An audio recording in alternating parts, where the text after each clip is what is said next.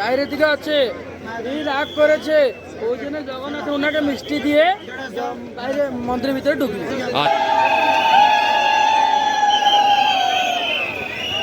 এখানে দেখা যাচ্ছে রসগোল্লা ভোগ দেওয়া হচ্ছে জগন্নাথ দেবের রথের সামনে থেকে, সাথে তুলসীর মালা দিয়ে সিঁড়ি তৈরি হবে।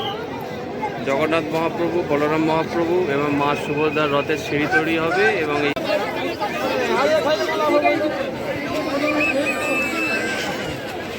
জয় জগন্নাথ।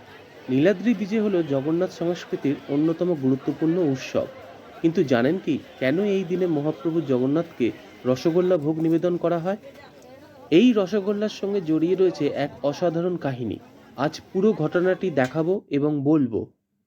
ভিডিও শেষে থাকবে নীলাদ্রি বিজের সবচেয়ে গুরুত্বপূর্ণ মুহূর্ত ও রসগোল্লা নিবেদনের দৃশ্য। এর সাথে দেখব 3 দেবদেবীকে রথ থেকে কাঠের সিঁড়ি দিয়ে নামিয়ে মন্দিরের রত্নবেদিতে নিয়ে যাওয়া হয়। সেই কাঠের সিঁড়ি তৈরির প্রস্তুতি। তাই ভিডিওটি শেষ পর্যন্ত অবশ্যই দেখুন। রথযাত্রার পর গুন্ডিচা মন্দিরে প্রায় 9 দিন থাকার পর মহাপ্রভু জগন্নাথ, বড় ভাই বলভদ্র এবং বোন সুভদ্রা আবার শ্রীমন্দিরে ফিরে আসেন এবং রত্নবেদিতে তাঁরা অধিষ্ঠান করেন। এই প্রত্যাবর্তনকেই বলা হয় নীলাদ্রি বিজে। এই উৎসবের সঙ্গে জড়িয়ে রয়েছে একটি সুন্দর কাহিনী। রথযাত্রার সময় মহাপ্রভু জগন্নাথ মা লক্ষ্মীকে সঙ্গে না নিয়েই বেরিয়ে যান। এতে মা লক্ষ্মী অভিমান করেন। নীলাদ্রি বিজের দিন যখন মহাপ্রভু শ্রীমন্দিরে ফিরতে চান, তখন কাহিনী অনুযায়ী মা লক্ষ্মী মন্দিরের দরজা বন্ধ করে দেন। শেষ পর্যন্ত মহাপ্রভু রসগোল্লা নিবেদন করে তাঁর অভিমান ভাঙান। তারপরেই মন্দিরের দরজা খুলে যায় এবং মহাপ্রভু ভেতরে প্রবেশ করেন। এই কারণেই নীলাদ্রি বিজের সঙ্গে রসগোল্লার গভীর সম্পর্ক। জগন্নাথ দেবের তুলসী এখানে দেওয়া হচ্ছে।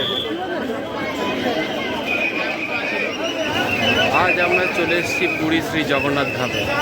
আজকে অনুষ্ঠিত হচ্ছে নীলাদ্রি বিজে। এখানে রথের কাছে বহু মানুষ ভোগ নিবেদন করে পুজো দিচ্ছে। রসগোল্লা ভোগ এখানে দেখা যাচ্ছে, রসগোল্লা ভোগ দেওয়া হচ্ছে জগন্নাথ দেবের রথের সামনে থেকে, সাথে তুলসীর মালা। বহু ভক্ত সমাগম ঘটেছে আজ নীলাদ্রি বিজে অনুষ্ঠানেতে।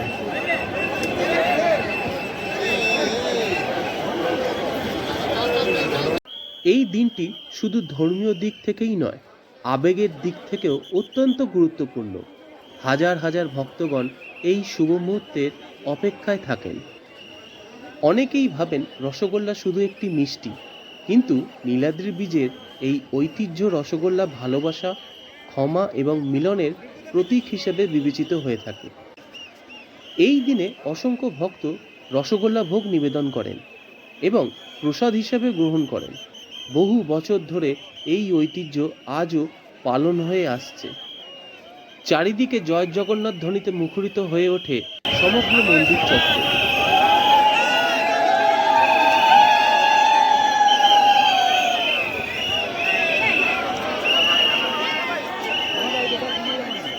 দেশ বিদেশ থেকে আগত অসংখ্য ভক্ত এই পবিত্র মুহূর্তের সাক্ষী হতে উপস্থিত থাকেন।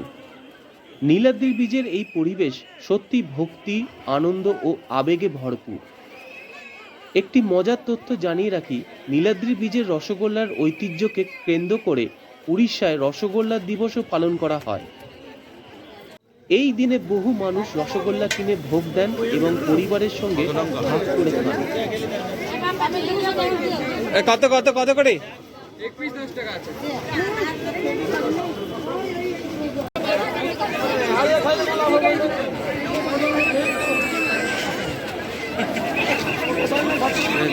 রথের ওপর দাঁড়িয়ে এখানে ঝাড়ু দিয়ে ঝাড় দেওয়া হচ্ছে, সেই দৃশ্য এখানে তুলে ধরা হলো।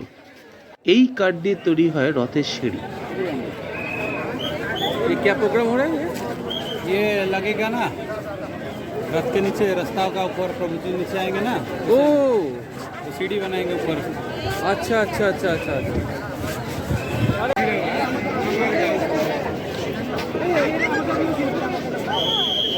এই কাঠ দিয়ে সিঁড়ি তৈরি হবে। জগন্নাথ মহাপ্রভু, বলরাম মহাপ্রভু এবং মা সুভদ্রার রথের সিঁড়ি তৈরি হবে এবং এই সিঁড়ি করে 3 দেবদেবী রথ থেকে নেমে মন্দিরের মধ্যে প্রবেশ করবে।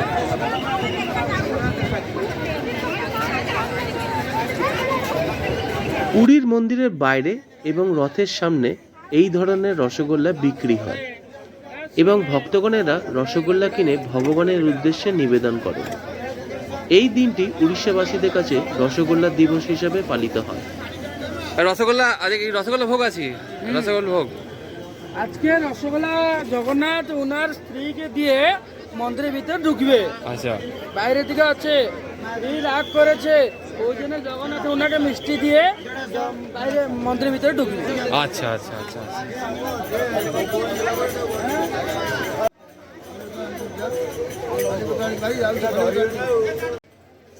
রথযাত্রা, বাহুড়া যাত্রা, যেটিকে আমরা উল্টো রথ বলে চিনি, স্বর্ণবেশ বা রাজবেশ, অধরাপানা, এই সব আচার অনুষ্ঠানের শেষে মহাপ্রভু যখন শ্রীমন্দিরে পুনরায় প্রবেশ করেন তখন পালিত হয় নীলাদ্রি বিজে। আর এই নীলাদ্রি বিজের মাধ্যমেই সমাপ্তি হয় শ্রী জগন্নাথ দেবের বার্ষিক রথযাত্রা উৎসবের অনুষ্ঠান সূচি। এরপর শ্রীমন্দিরে আবার শুরু হয় প্রভুর নিত্য সেবা, আর ভক্তজনেরা অপেক্ষা করতে থাকেন পরের বছরের মহাপবিত্র রথযাত্রার জন্যে।